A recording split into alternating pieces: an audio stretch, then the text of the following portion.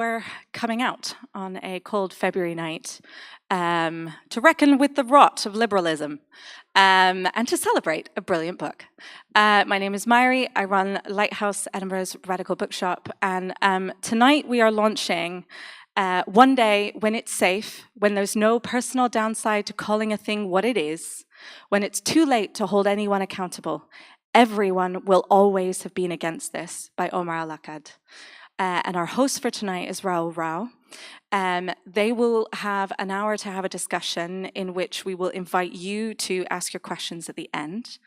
And this is a little reminder that a question is a single sentence with a question mark at the end. And if you have comments or thoughts, do stick around afterwards, have a drink and share them with fellow guests. But I know there will be many questions in the room and with our audience online, so we'll try and get as many of those in as possible. Tonight is also a fundraiser, and we have some posters that are up that are specifically to support one Palestinian family, and it's also a reminder that every human life that we get to contribute to helping in this moment matters, and we all get to dig where we are. There are posters and bags and poetry collections that you can receive for free with a donation to the crowdfunder, which you can do at the table afterwards, and I'd very much encourage you to do so. To set the scene for tonight, we are going to begin with a poem and a poet from Gaza, and then at the end we will also have some poetry. So I'm going to start by introducing Nada.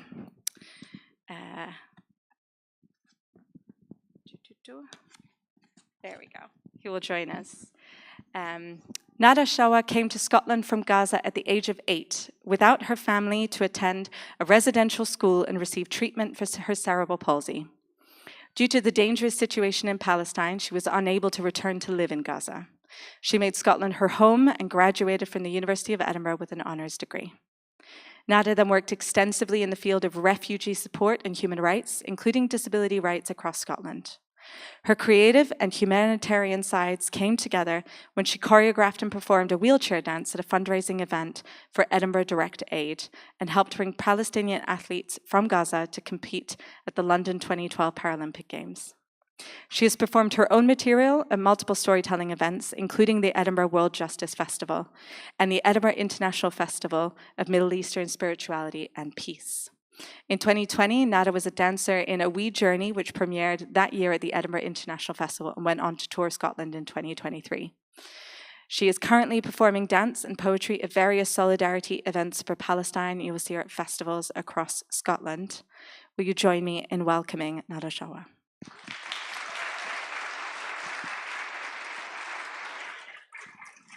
Can I read from yours?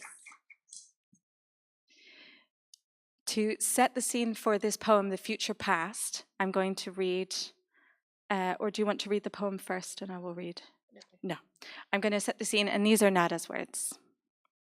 The future's past is dedicated to the memory of my aunt, Daya, and her daughter, Rasha, who was my age. We spent a lifetime of beautiful days. Sometime between the 3rd and the 4th of February 2024, Daya and Rasha were forced at gunpoint by the Israeli military to flee their home in Gaza. They began the journey on foot through destroyed roads as they were walking along with around 80 to 100 Palestinians.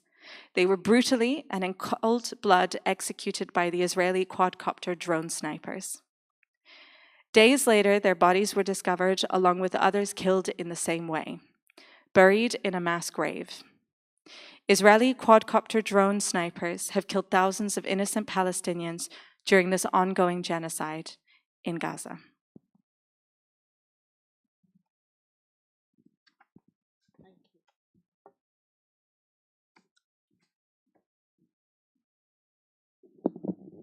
The future's past. They will not succeed in dismantling my soul by killing you. I shall retrieve the pieces of my broken heart and bind it together again. The victory shall never be theirs, though even though my shivers of fear and anger are intertwining in a mass of unfathomable knots. The dolls' houses, tea sets, and picnics which filled our childhood set foundations of dreams, oblivious to the tanks pointed at us outside. We, the little women, had simplicity then, and dared to think that one day in our future houses we might invite each other for tea. The real thing. Either that or we thought we may take on the world as our mothers had done. The pets you showed tenderness and care for and allowed into your heart shall miss you terribly if they are allowed to survive. Now, in Gaza, there are no houses. There is no tea. There are no pets. There is no you. Though the survivors shall see the dawn and feel the morning dew, the time to mourn will be endless, endless as the sea of Gaza. Your brutal execution shall not remain, but your beautiful faces shall eternally live, forever embedded in Gaza soil.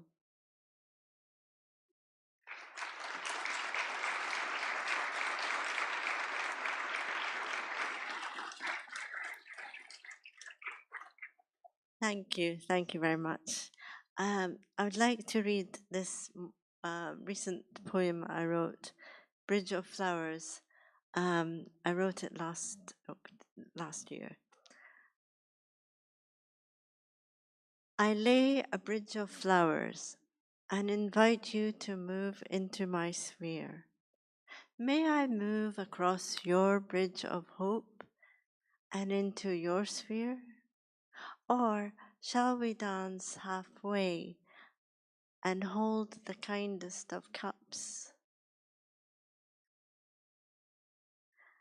My distant war has prevented the sweet scent of orange blossoms from drifting across our shared seas.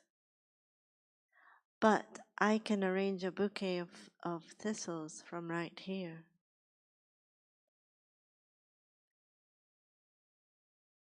We are one humankind, the free kind, but perhaps not the fully liberated kind. Our lands have seen the conquering kind, but freedom cannot be other than for all, even the dark-hearted kind. Say, come all ye, at hame with freedom. Come along. Let us dance to the same. Come along. You are free to dance a jig or a little debka. May I teach you my dance? And would you kindly teach me your dance? Let us dance to the same 1, 2, 3. But please forgive me if I do not keep to your rhythm. Shall you wait for me? If all our bridges crumble, let us together create magnificence. With what we both may bring, we can teach the future to spread its wings. Old acquaintances shall never be forgot. Those we have loved and lost will remain eternal in our consciousness. But while we have breath, let us do this world justice.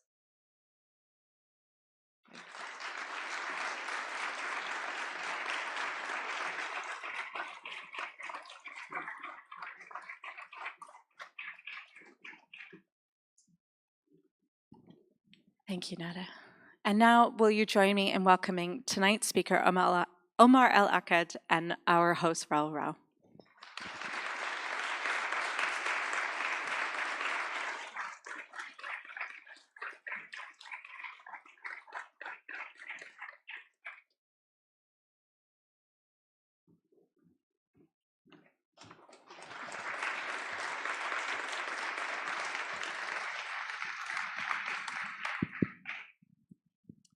Hello and welcome.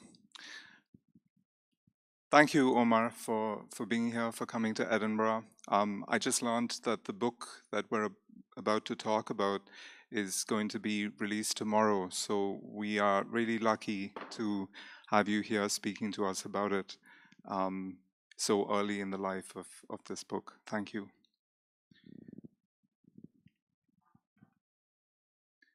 You recorded a video for this event in which you said, I think you said that in this book, you're not trying to convince anybody about anything. You're not trying to make an argument. And I think you quote Kazuo Ishiguro saying, or you draw on him to suggest that this book is an expression of how you feel. But I think I'm not alone in feeling when I read it that this wasn't just about how you felt. You were channeling how a lot of us feel. And a lot of us have felt over the past 16, 17, 100, whatever many months this has been going on. I know that I was arrested by the title of the book. One day, everyone will have always been against this. And I couldn't help feeling that when this day arrives, this one day in your title, when everyone claims to have been against this, that the anger that I feel would somehow be even more on that day.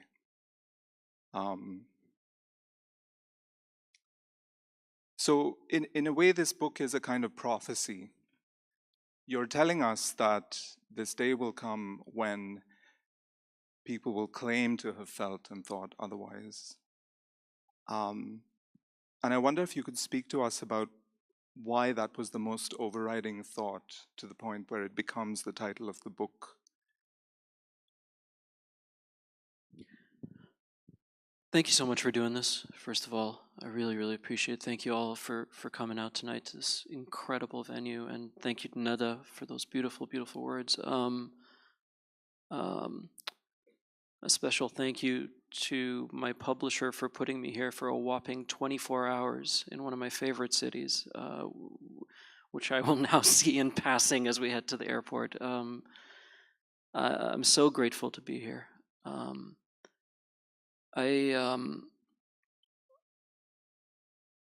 There's this resolution, this proclamation that the U.S. government passed a few years ago, very, very quietly with little fanfare, that effectively said something like, hey, indigenous folks, sorry about all the genocide.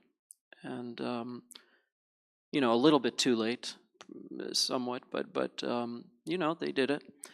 And the poet Layli Long Soldier took this proclamation or whatever and turned it into this incredible collection called Whereas, because whereas we killed a whole bunch of people and therefore sorry. And I was thinking about this because I'm not really a social media guy. I don't. As you're about to see, I ramble quite a bit. The shortened format is not for me. So I don't tweet quite often, but in October, I had sort of tweeted this, the entirety of this. And in November, independently of that, I had started writing this book, and it was only after the manuscript was finished that one of my editors said, you know, this would make a good title for the book. So I'm now going around trying to convince people that I didn't just take a tweet and stretch it out to 250 pages. I promise you that's not what happened. But I think, you know, I live in a place that is incredibly well versed in looking away. It's an art. And for 15 months, for a year and a half now, I've woken up every day, as many of you have, turned on my computer and witnessed evidence of the worst things human beings can do to one another. And I've been told by the power centers of the place I live and the people who represent me politically that this is good and necessary and must continue, and that if I oppose it in any way, I am engaged in an act of evil. And I think the sense that one is going insane when you are bombarded by this, and I don't know what it's like here. I don't know what I know the context, the North American context, much better, but it is maddening. And so that's the place where the book starts, is simply a sense of, you know, to go back to that Ishiguro quote about how all literature is just someone saying, this is what it feels like for me. Can you hear me? Does it also feel that way for you? And I can't tell you if the book is worth a damn. I can tell you that was the driving force, because the prevailing sentiment around me day to day was not people waving Israeli flags and saying, yeah, let's keep slaughtering kids. It was people just looking away, people keeping their head down. And one day all those folks will look up, as they do every once in a while, and they will see that the current has shifted and that it's safe now. And just like it's very difficult to find somebody who was always for South African apartheid or segregation in the United States, it will be the exact same thing. And like you, I've talked to people who have read this title and thought two things. They thought that I meant next week, you know, the one day is going to be like next week. And also that it's a celebratory thing that will also, it is going to be an even more infuriating thing because it will come without consequences. And so that's sort of where the title comes from and where the intersection of the title and the book is. I'm sure there are differences in different parts of the world, but so much of what you say is so relatable to us here, I think, that those differences, which we can talk about later on, I think can pale into insignificance when it comes to the things that really matter. I found myself fixating on this phrase, will have, the sort of grammar of will have. One day, everyone will have always been against this, because will is a prediction about the future, and have is about the past. So you're talking about a future rewriting of the past. A bit like Nada's poem just now, Future's Past, except here we're talking about future pasts that will be written.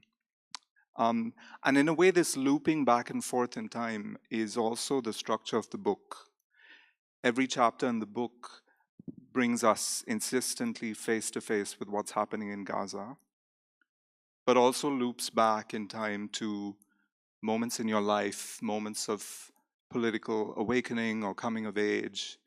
So I wonder if you could talk to us about that moving back and forth and what you were trying to do with that.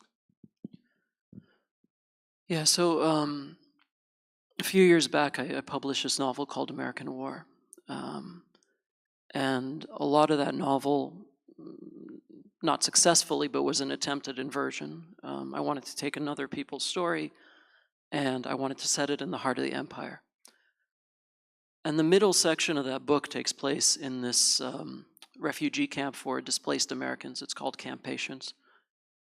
And the events in that section are very, very closely modeled on Sabra and Shatia, the massacre that took place in that refugee camp some 40 years ago.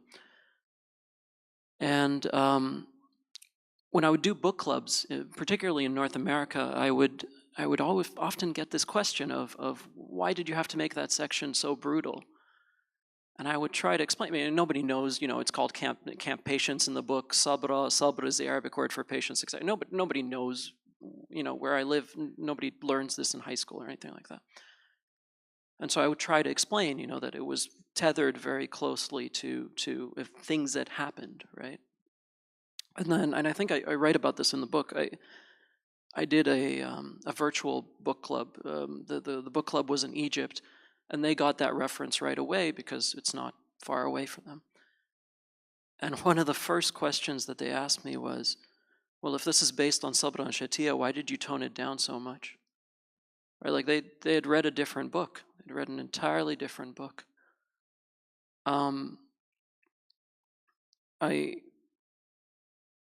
I had been trying to tell a certain kind of story, but the book had the word American in the title, and it was read overwhelmingly as an American story.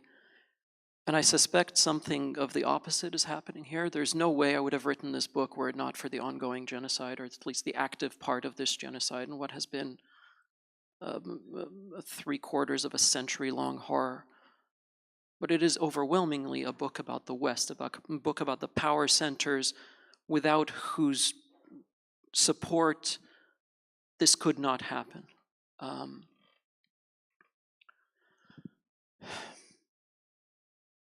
And I think one of the reasons that there's a lot of my journey through that is because I think it's impossible to write a book about this and not engage with your own cowardice and your own complicity. One of the weakest parts of this book is in its treatment of armed resistance. When I was writing it, and I rewrote this book over and over again, I was rewriting it until they snatched it from my hands. We were recording the audiobook, and I was making changes as I was recording. I don't know how many of you are in publishing, but they tend to frown upon that. And one of the reasons was pragmatic. There were things that were presented as factual that eventually became obviously lies. There lie after lie after lie. In fact, if I had this book with me as of last week, there was yet another lie that and my very naive sort of tendency to accept everything in good faith really took a beating when I was putting this book together. But the other facet of it was to engage with one's own complicity with this. There's a reason I sound the way I do. And I often say there's a reason if I called you up and said my name was John Smith, you'd probably believe me, right? Since the age of 5, I've been attuned to the West. I've been attuned to Western culture. I've been attuned to this language. I have shed so much of myself and where my roots are from. And I have been rewarded for it. I've been rewarded for it greatly. And then to be in this moment and to feel like this thing you have oriented yourself towards has institutional load-bearing beams that are rotted with termites and that feel incredibly hollow, produces a kind of unanchoring that leaves me on very strange ground. And so the story runs through that orientation and then disorientation, and along that line passes through the things I saw when I was covering the war in Afghanistan, when I was covering the prison camps in Guantanamo Bay, and the sense that something was rotten here. But more than that, my continual ability to be okay with that, to say, well, that's just how things are, but there's a bedrock underneath here. And then to come to the last year and a half and no longer be able to tell yourself that particular lie. All of that runs through as a personal story, but not a particularly celebratory one. I'm interested in when you thought these beams were rotten, as you just put it, because there's a way of reading the book, and you say this. I think you say, there's a way of reading the book as the story of a protagonist who sees something of value in the West initially. You have these throwaway lines where you say, at least you could go to a library and get the books you wanted to read or watch a movie that hadn't been edited beyond recognition. And then you say, until the fall of 2023, until the slaughter. But there's another way of reading the book as a long, slow political disillusionment that perhaps begins with, for you, with 9/11 and your coming of age in that moment. Both of those readings feel plausible to me, so I'm curious about, I'm not asking you which of those things is how you see it, but maybe take us through both ways of thinking about what this is doing. Yeah, it's I guess Hemingway's character who goes bankrupt, right? Little by little, and then all at once. There was one of my old friends from high school is here. I grew up in Qatar. She'll know what I'm talking about. But the first movie ever to come to a movie theater in Qatar was Titanic. It showed up in 1998. We all went and watched it like 300 times because there was nothing else to do in Qatar, right? And then I moved to Canada a couple of years later. I'm in college, and my girlfriend and I are about to go out for dinner. And my friends are putting on Titanic, and I'm like, oh, let's just watch it real quick, and then we'll go to dinner. And she says, like, man, it's a 3-hour movie. Like, what are you talking about? It's an hour. Let's just do. I didn't realize that we had been watching. I just thought it was a poorly edited 1-hour movie and not censored to all hell and back. This is the kind of upbringing that I was in, and when the reason I bring this up is because when you are oriented towards the other side of the planet, there's a tendency to think of it as an active orientation, but in hindsight, I think it was very much a negative one. It's not about what's there, it's what isn't there, right? I don't have to put up with this, I don't have to put up with that. And so you superimpose something onto this other side of the planet that you know through cultural exports and through sort of knowings of great distance, I suppose. And then over time, you sort of close that distance. And there were moments, I can go back to them, there were moments where there were these little fractures, and they kept building and building. You know, I got to Afghanistan, this was late 2007, and I landed at the NATO airfield. I was working as a journalist. It's the only job I've ever had, the only sort of real job I've ever had was a journalist. I was a reporter for a decade. And you land at the NATO airfield, which is, at the time, this giant military base. And it has an inner wire and it has an outer wire. And the outer wire is where all the attacks happen because that's the interface with the wider world. If there's somebody who's shown up with a car bomb, that's what's gonna, And the inner wire, protected by NATO troops, and the outer wire, protected by the Afghanistani troops, right? These kids, 18, 19 years old, no training, no armor, the weapons the Soviets left behind, and you immediately start to see that there's a hierarchy here, right? Whose life is worth more? And everyone here is supposed to be on the same side, right? It doesn't matter. You start to see that in the physical layer of violence, sort of the layer of physical violence, of bombs and bullets. But then you go to a place like Guantanamo Bay, and you start to see layers of other violence. You start to see linguistic violence, for example. We were touring the prison camps there, and at one point I asked the soldier who was giving us a tour, I said, so when do the prisoners, and he stopped me and he said, sir, we don't have prisoners here, we have detainees. And it was very important to this man's self-conception that this be the case, because a prisoner implies a prison sentence and you have to define that. Somebody has to define that. A detainee you can hold forever, right? Which of course will be familiar to anyone who's been following the news recently of administrative detention. I'll just hold you forever. There were no interrogations in Guantanamo Bay. Of course, people were interrogated left, right, and center, but they didn't call it that. They called it reservations. Detainee 8637 has an 8:30 p.m. reservation. I meant they were going to go into the shack. And you start to understand that these layers are symbiotic, that you need them, because that layer of physical violence quite often involves some guy in a strip mall in Iowa bombing a wedding party that he thought was a terrorist encampment. But then you just get to call it collateral damage and you sort of move on. So all this stuff is building and building, and if I had a stronger backbone, probably would have caused that fissure much, much sooner. But this last year and a half, the immediacy of it, and the knowledge that not only can this be stopped by the power centers of the part of the world I live in, but that I am actively complicit in it, right? When I said earlier that one of the weakest parts of this book has to do with the treatment of armed resistance, I can sit here and tell you what a pacifist I am, and how I abhor violence in all its forms, and I can believe that.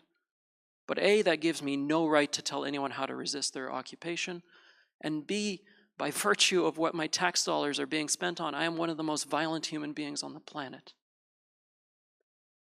And so a lot of it is about trying to come to terms with that.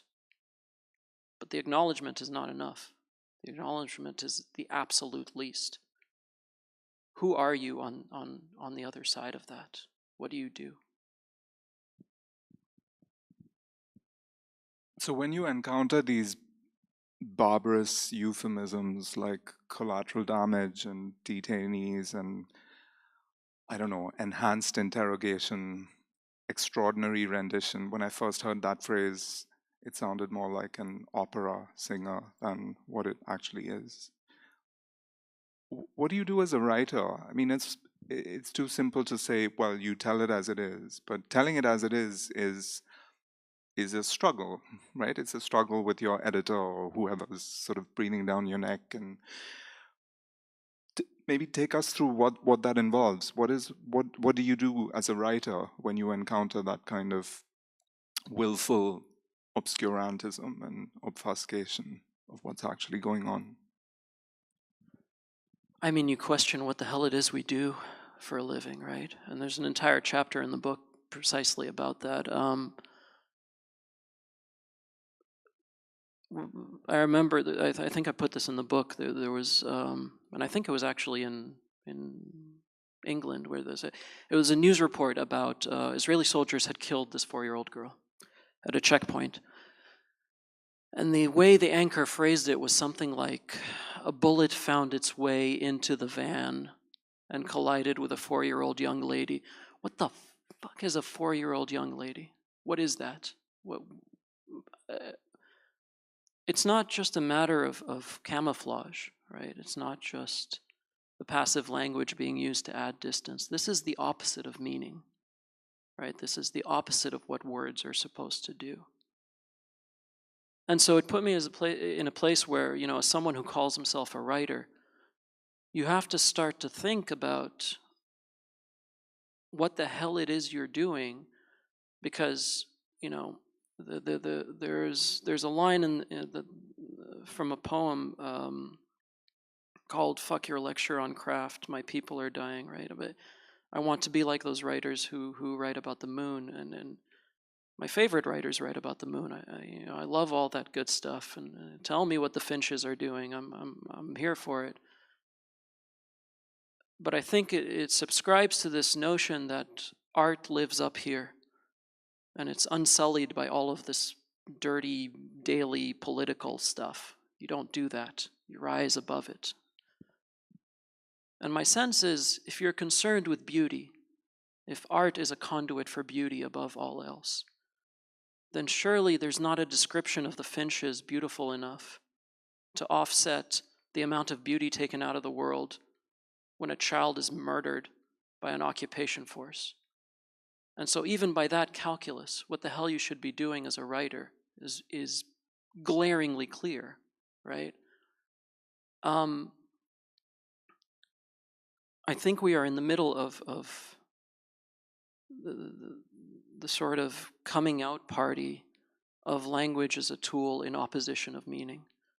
And you can see the lineage, right? You can see the lineage that starts with something like collateral damage and works its way all the way to Trump's redevelopment plan. Somebody at the New York Times, or whatever, I think it was the New York Times, referred to that thing as a redevelopment plan. Someone is talking about mass ethnic cleansing, and you talk about it as a redevelopment plan. It's an incredibly uphill fight to try and pull back from that. But honestly, if that's not one we're willing to engage in as writers, what the hell are we calling ourselves writers for?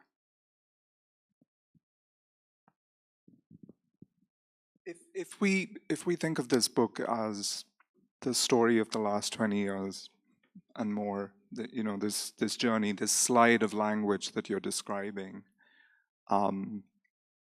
it's curious that the phrase "war on terror" feels kind of quaint today, right? It's still going on, but we barely use that phrase, and I'm curious about where it went. Did it end sort of rhetorically? Huh. So you just get an email one day. This is to announce. I had a friend who said, and only half jokingly, that the war on terror ended when the financial crisis began, right? Huh.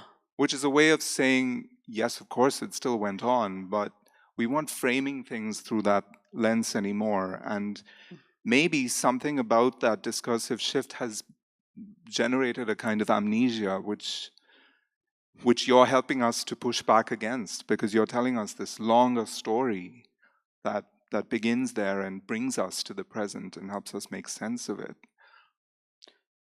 Yeah, I mean, it's a fascinating point, right? Because the after effects have been made so concrete, especially in the part of the world I live in, especially in the country I live in. Today, it is essentially off limits in the United States, within the Republican Party, within the Democratic Party, to talk about even reducing funds to ICE, for example, or Homeland Security. These agencies didn't used to exist, right? Like this isn't something that has this, centuries-long lineage. This was essentially a construction of the war on terror, and now is set in stone, right? A lot of the most ruinous and cruel after effects have been enshrined. And in this strange magic trick, the actual sort of overarching narrative that now is widely recognized to be one of the sort of central atrocities of our time has been kind of slowly swept away. And I was fascinated by this because I think we're essentially talking about a storytelling endeavor, right? You go back to the beginning of this era, and the overwhelming obligation was silence. You keep your head down. Again, none of this is going to sound unfamiliar, right? There's sort of a repetition. You keep your head down. The one lawmaker in the United States who voted against the authorization of military force that essentially marks the beginning of what might be called the war on terror, I think still to this day gets death threats over it. So you have this immense obligation to fall in line. And as the magnitude of the horror that is being allowed to happen starts to slowly present itself, then you get these tiny openings for some kind of narrative. And in the case of the war on terror, and in the case in the United States, it usually took the form of some short story collection by some former Marine who wanted to write about how sad it made him to kill all those brown people, right? And there's your first sort of narrative. And then you have to wait, and you have to wait for the door. And sometimes the door never fully opens. And it's infuriating in of itself. But I think it's infuriating because you can see it. You know that this is going to happen again. At some point, it will become impossible to keep Gaza enclosed from the eyes of foreign journalists. And then white folks are going to show up, and they're going to look at the rubble, and they're going to write very moving stories about the exact same stuff that Palestinians have been saying for a year and a half, and have been executed for saying. And the magnitude of those words is going to be so much greater, precisely because of the same hierarchy of whose life is worth more or less. It matches one for one over whose story is worth more or less. And there are many, many things that are infuriating, but it's so infuriating to know that this is the trajectory as well, and that we have to sit through this. I want to ask, who infuriates you more, the liberals or the fascists? There's a running dynamic through the book that is sort of speaking to both of these constituencies, and I think you're kind of wrestling with this question. I mean, at some points you say that the difference doesn't matter, and you say this especially in the context of the US elections, where we were confronted with this constant argument from Democrats especially that they were the I don't know if Democrats said they were the lesser evil, but that was the insinuation, right? But then there are also moments where you're addressing these constituencies separately, and you do see some differences. And I'm curious about, is there no difference? Is there a difference? Does it matter? Is this consequential for strategy or anything that we the gaslit, should be doing? Yeah, I think this again goes back to having to acknowledge one's personal cowardice. For many years, my voting day for me, or election day in the U.S. was the easiest thing in the world. Right? You open up the ballot. Who's got the R next to their name? Is there a D? Is there someone with a D? All right, cool. Here we go. Lesser of two evils, right?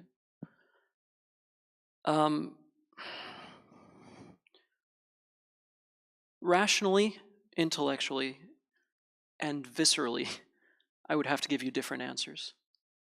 Because rationally, I understand that what the fascists are doing and what they're going to do. And the magnitude of that horror is just beginning, right? This is an administration in the United States that is now fully unencumbered, right? A rapist, a criminal, impeachment, everything is known, and yet he's back in the White House. You can see the lightness in this administration. You can see the sense of just like a corset coming loose. And the most vulnerable are going to suffer and are already suffering. And there's this incredible sort of horrifying full circle moment of seeing the plan to move migrants back to the Guantanamo Bay prison camps.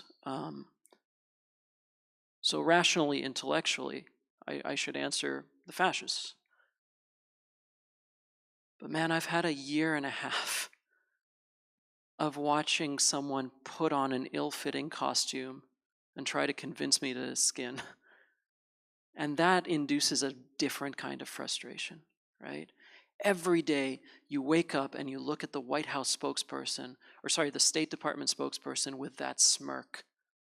That guy in his smirk, talking about how no administration in history has done more for the Palestinians as you send over the bombs, as you allow a genocide to take place.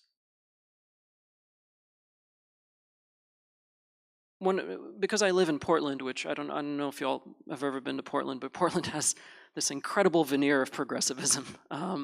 There's neighborhoods where every lawn has a Black Lives Matter sign on it, and there's not a black family for like 20 miles in any direction. It's that kind of place. And so you find yourself having this conversation over and over and over again. Yes, but Trump's going to be so much worse. Yes, but we need to sort of vote for Democrat, and then we'll push them. One of my friends said this on election day. Today you need to vote for Harris and then push her on Gaza, push her on climate change. And so obviously Harris loses, and a week or two later we're meeting up, and I said, so, are you pushing her on any of this? And he looked at me like I was from outer space. He's like, no, she lost the election. And I was like, man, she's in power right now. The bad stuff you're talking about is happening right. There was never going to be any pushing. You tether yourself to the worst possible thing and keep talking about how you're better than that. The worst possible thing is getting worse. You are being pulled down into the abyss. Smug about it, happy about it. Increasingly over from the moment when it became clear Biden had to go to the moment where Harris loses, you get these situations where you are told, for example, that Donald Trump is an existential threat to democracy. And then a few weeks after he wins, the leaders of the Democratic Party are palling around with him and making jokes at Jimmy Carter's funeral. You're told that fossil fuel use and climate change are an existential threat to the entire planet. Also, we don't plan to do very much about it. You're just bombarded with evidence of a chasm between what the system pretends to be and what it is actually doing. Donald Trump doesn't have that problem. And so I'm furious that we are in this situation. And that fury is pragmatically, obviously oriented against fascists. But we don't get here if not for this weird performative mess and this incredible gap between what you pretend to be and what you really are. Yeah, I mean, what I got from the book was the fascists are more honest about what they want to do. The fascists do it gleefully, the liberals do it sheepishly. And it's the liberals who will change their story on that one day, right? So going back to the title, when you say one day everyone will have always been against this, I think the everyone is actually the liberals, not everyone. They're the ones who will say we were always against this. The fascists will always glory in slaughter and extermination. So it feels like this is really an argument against liberals, against the people in the middle, like you said, the people who put their head down, who, you know, blow like wind vanes. Yeah, I mean, one of the experiences of post-election, right, is seeing the same people who were pushing you to, vote Democrat, vote for the lesser evil, et cetera, et cetera, et cetera, suddenly turn downright gleeful about the slaughter in Gaza now that it's under someone else's watch. I can't count the number of times I've seen some form of the message like, you voted? Okay, here you go. You deserve this now, right? I can't wait till you're deported. These are the progressives, right? And what that tells me is you were never my ally. We maybe at some point had sort of adjacent self-interest. And since I didn't do what you needed me to do to further that self-interest, now I'm the enemy. I wish I'd known that earlier, I could have proceeded accordingly. The strategists for the Democratic Party who thought it was a good idea to send Bill Clinton to Michigan to tell Arabs how great it was that their families are getting slaughtered, the strategists who thought it was a good idea to present the overarching theme of the campaign as republicanism but light, these people are still working. They still have their jobs, right? Recently, one of the senior leaders of the Democratic Party was asked a sort of post-mortem question, what did you learn? And I think the central answer was we should have gone with more corporate tax cuts. What do I do with that? Like, honestly, what you have surveys that show that something like 30% of what would otherwise be considered a sort of safe Democratic base, but decided not to vote for Harris in this election, cited a desire for a ceasefire as their central concern. And then you have reports coming out in which volunteers and door knockers for the party say that they were instructed when somebody brought up Gaza as an issue to count it as a non-response. What the hell do you do with that?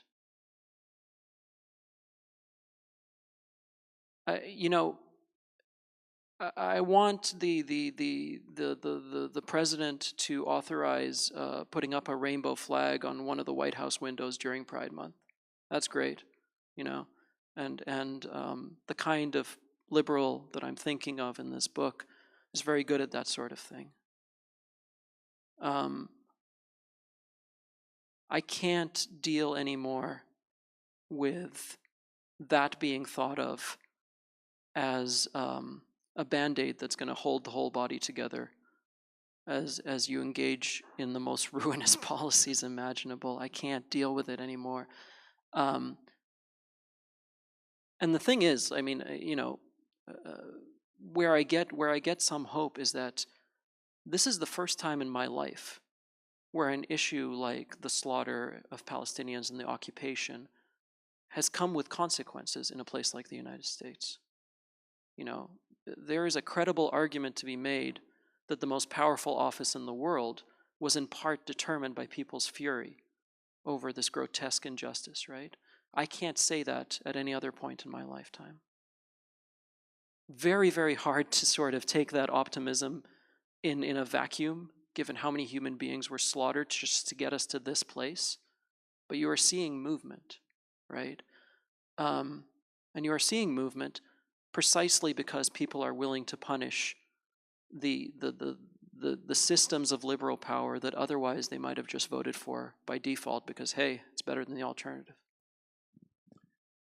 I think we are maybe going to go into Q&A soon, but I maybe just want to say one more thing or ask you one more thing, which is that, you say in the book that we're sort of in this time of weightlessness between the moment when this was on the front pages and the moment that the history books are written, although we're back in a moment now where the febrile headlines have sort of come back, and it feels wrong to use a word like ceasefire in a moment like this, because it's not.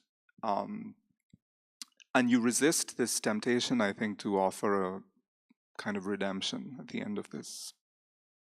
But you do say that every act, every throwing of sand into the gears matters, that it kind of builds a muscle. What gives you hope that more of this will happen? Yeah, I mean, I rarely leave the house, both as a function of my profession, but also my personality. It's not a good. I'm not great at parties. I don't get out that often, and so when I do get out, I pay a lot of attention to what's happening around me. And I was doing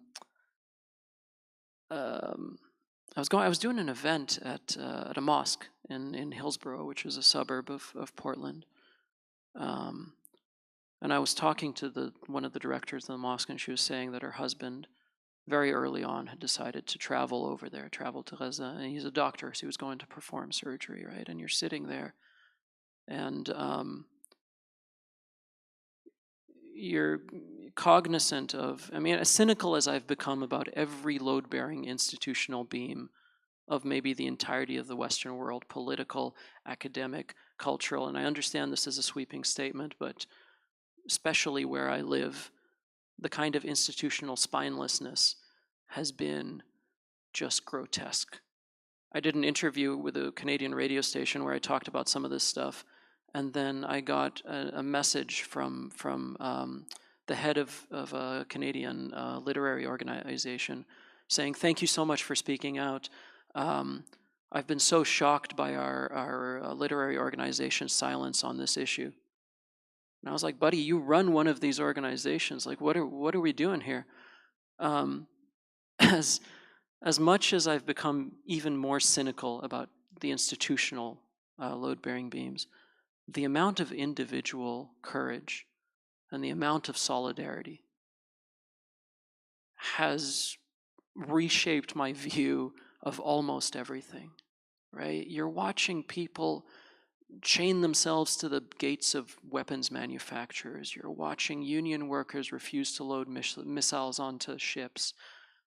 These kids in the Ivy League schools who've been handed the key, right? You're handed the key to the kind of life where you don't for a second have to think about those people all the way over there. You're set, and they hand it back. And they hand it back in the form of protest for a people who can offer them nothing tangible in return. And I think that's in part why the institutional response to those campus protests has been so brutal. I think there's a sense of betrayal. Like we chose, you were good, right? And you're doing this, you're biting the hand that feeds you. You're watching all of this happen, and you are cognizant of the immense asymmetry of effort required.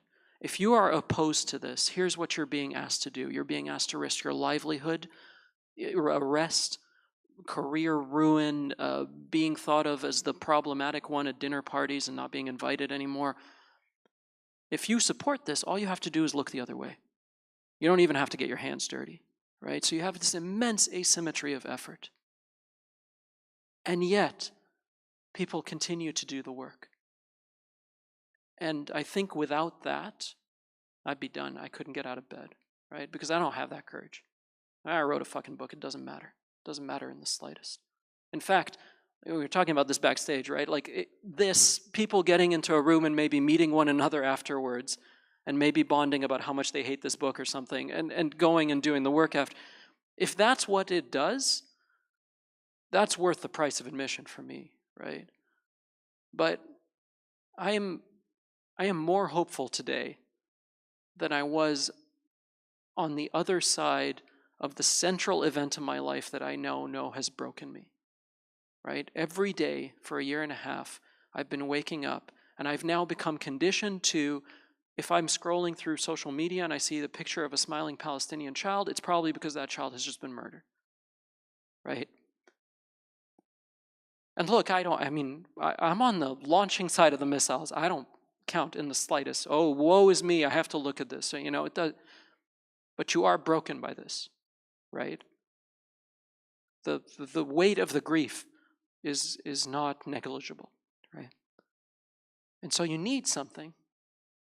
And for me, it's just watching people do the work when there would be no consequences to not doing it. That there's no doubt in my mind that Palestine will be free and that it will teach human beings about freedom in a way that they otherwise would not ever have learned. I have no doubt about that.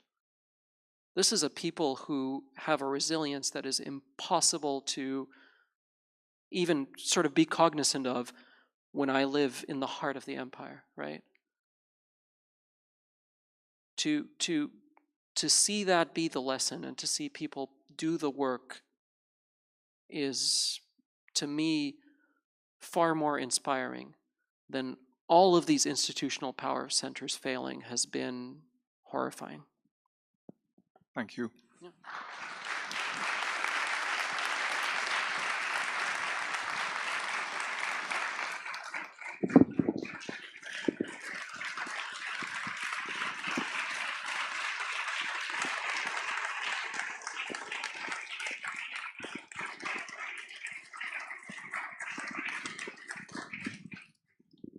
Thank you, Omar. Do we have any audience questions? If you put your hand in the air, I will come to you as far as the microphone cable will take me. Don't be shy. They know that I give 20-minute answers, so nobody wants nobody. I can also check online. Yes, there's one at the back. I definitely will not make it all the way to you, but if you come down the side, we can meet in the middle. Thank you. Hi. Something that stuck with me was the anecdote you have about your novel American War and the disconnect between the American and Egyptian book clubs, their reaction to the camp it was based on. And I was wondering, the aspect of toning it down, was that a conscious decision because it was a novel, or was that more maybe with the benefit of hindsight? Sorry, I missed the middle part. Was toning the depiction down, was that a conscious decision for the novel, or do you think maybe with the benefit of hindsight, was that something maybe you yourself weren't aware of when writing it? Thank you. That's a very good question. I mean, I have the privilege of pretending like it was all conscious on my part. When I was writing the book, I had a very sort of set idea of what it is I was doing. I was trying to say, and in fact, I didn't think it was a particularly clever trick that I was engaged in. This is true of the other novel as well. This book called What Strange Paradise, wherein I thought I had a very conscious sort of mode that I was operating in, and I thought it was not a particularly clever trick. And then the first 4 people to read that book had 4 entirely different interpretations of what the hell was going on in it. And in fact, because I'm a deeply insecure person, I tend to Google the title of my own book just to see what people are saying about it. And if you do that with What Strange Paradise, Google's autocomplete comes up, and one of the first ones is, "Did you mean What Strange Paradise ending explained?" So clearly people are struggling with it. I think as the short answer is I think it was conscious on my, but I don't know. I've come to terms now with the fact that I write the one book, and then the readers read a million different books. I got a note about American War once that from a bookseller in Texas that said, American War shows why a second civil war would be brutal and bloody, and why it is necessary. And I thought, oh, you thought this was a pro-war book. That sort of stuff used to really frustrate me, right? Like it used to, because again, you have this intent, and why won't people listen, blah, blah, blah. And I find it very comforting.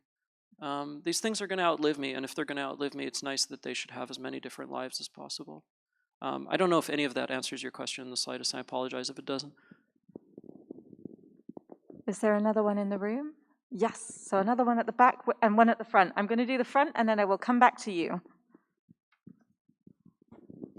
Thanks.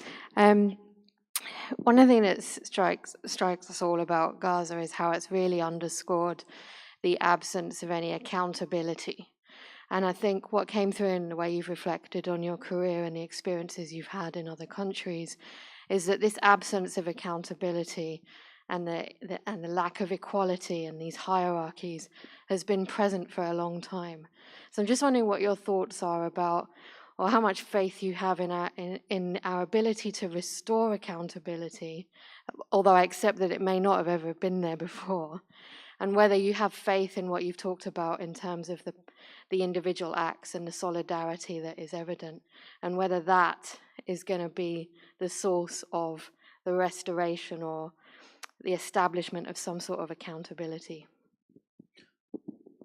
Yeah, I mean, to me, it's one of the necessary and most difficult functions of achieving anything like justice, right? I mean, we talk about, in the United States, it was okay for celebrities maybe to say ceasefire, and then you start to push it to, hey, maybe an end to this occupation, and now you're getting immense resistance, right? And then you're talking about right of return, and you get immense resistance, and all the way at the end of the spectrum over here is that maybe those folks who shot Hind Rajab's car 355 times should answer for it, right? And the amount of resistance at that end of the spectrum makes everything else look like nothing, even though that was immense resistance even at this end of the spectrum. I cannot imagine a situation resembling even justice without getting to that place. But you have to fight for it. You have to fight for it because it's not coming any other way. Early on in this book, there's a part where I talk about, again, living in Qatar. My buddy Donnie and I were driving around. I was 16, he was 18, and something like that. And there was a fender bender on the side of the road, and it was a Southeast Asian man who'd bumped very lightly into the Mercedes or something of this Qatari guy. And the Qatari guy got out and was enraged and took off his sandal and started hitting this guy. And people are slowing down and rolling down their windows and hooting and hollering and stuff. You grow up in Qatar, and it's understood that there's a racial hierarchy, right? There's the locals and the white Westerners, and all the way down here are the people who actually built this country, right? Third country laborers from Nepal and Pakistan and India. And the reason I lead with this is because I think I write in the book somewhere that this man's central crime was not that he very lightly bumped this guy's car. It's that he'd violated the assumption of his own non-existence. You are not supposed to take up space here. You are not supposed to be, right? And I think from that point on, I've come to judge every society by how big and how certain that group is of people who are just assumed to not exist. And honestly, every narrative of the occupation makes perfect sense. If you assume a certain group of people simply do not exist, are simply non-human, not even subhuman, non-human. You can't dismantle that without some form of accountability. Because all of these people who are standing in the way of accountability, when it's in their interest, their moral compass can flip right back on, right? You can go look at Hillary Clinton's Twitter feed about how Russia shouldn't bomb Ukrainian hospitals and what a horrible crime. They're capable of doing the little dance when it makes sense politically or pragmatically. But this assumption that you can set all of your moral principles and whatever your conscience demands aside for a particular group of people and it's going to remain that way forever and everything's going to be fine is a fantasy. And so I think the necessary work is to dismantle that and then to push for accountability, because someone's got to answer for this.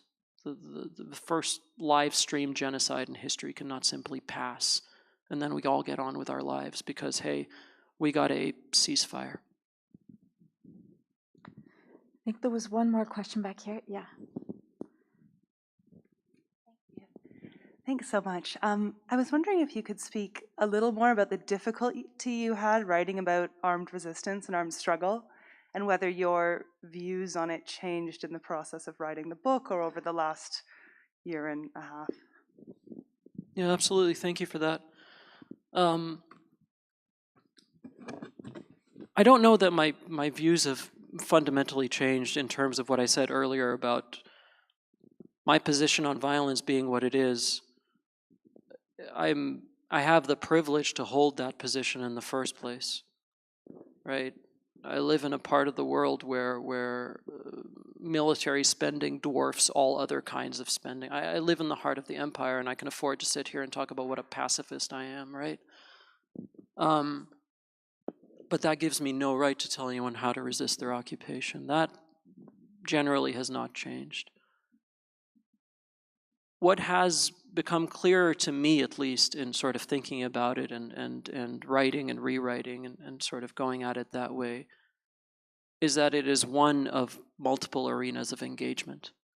But it also happens to be the one in which there is the most glaring asymmetry. The state not only has a near monopoly on weapons of mass death, it also has a monopoly on the narratives of justification. And this has to do as well with control over chronology. Every story starts with what the act that necessitates the mass slaughter, right? History begins at that moment. And so you're constantly in a situation where the very civilized state has to respond and is in a constant state of response. And so you have this most glaring asymmetry there. I mean, one of the, at least for me personally, one of the more destructive things that has happened for me is that what I would consider to be the sort of natural moral argument against violence of any kind has largely fallen apart. It is very difficult for me to make that argument now. Instead, it becomes pragmatic. You know, the state has bigger guns. There are arenas in which the asymmetry is less glaring. Non-involvement is one of them. The state has a much harder time punishing you for not buying something or not engaging in something. But in terms of my overarching views, I don't know that they've changed that much, but I'm much more cognizant now of what an incredible privilege I have to sit here and talk to you about how committed I am to nonviolence when it's not my fucking neighborhood being razed to the ground and my children being torn limb from limb.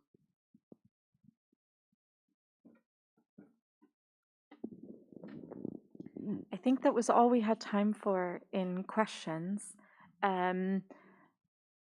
Thank you for that. Will you all join me in thanking Omar and Raoul for tonight's event?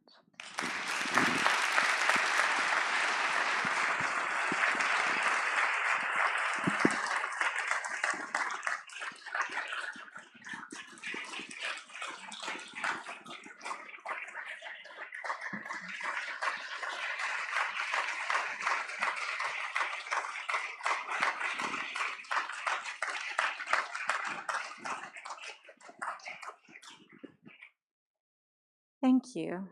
We are, we're going to have some more poetry. And I would like to invite you all afterwards, do stick around.